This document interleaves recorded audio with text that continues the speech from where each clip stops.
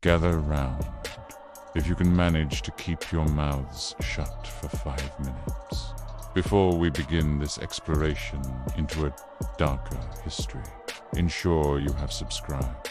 A mind that lacks the curiosity for what if is a mind that is empty. Like the video now, or I shall consider your presence here a waste of my time. We are told the story as if it were a fairy tale. For friends, one castle. A disagreement over blood purity leads to a dramatic exit. Salazar Slytherin leaves, and the school continues in peace. But what if the serpent had not slithered away?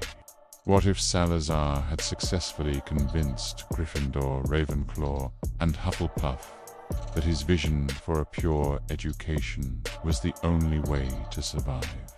In this timeline, Salazar Slytherin does not flee to a hidden chamber.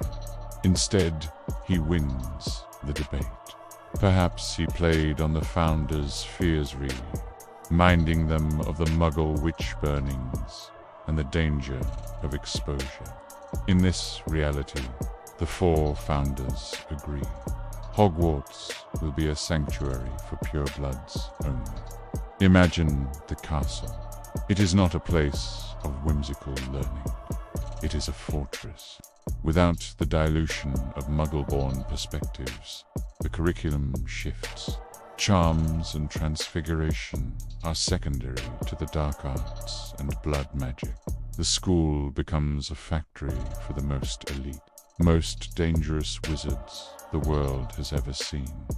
But it is a lonely fortress and a dying one.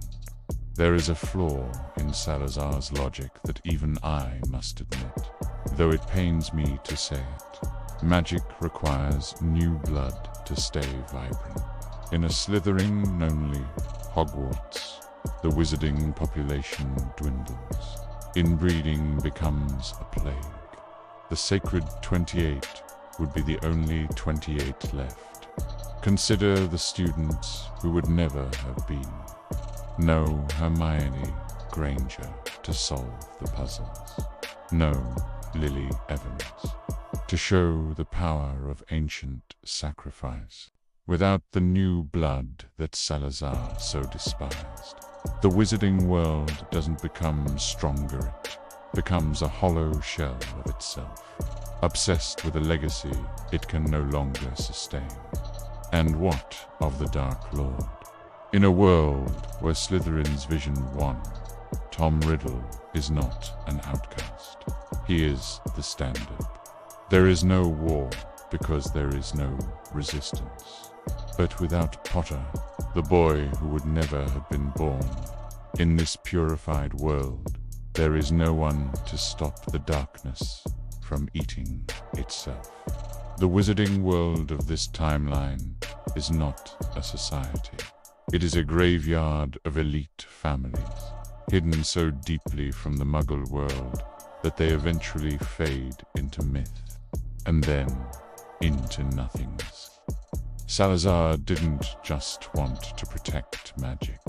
In his obsession, he would have accidentally smothered it. A chilling thought, is it not? That the villain of the story was the one who nearly brought about the end of magic itself by trying to save it.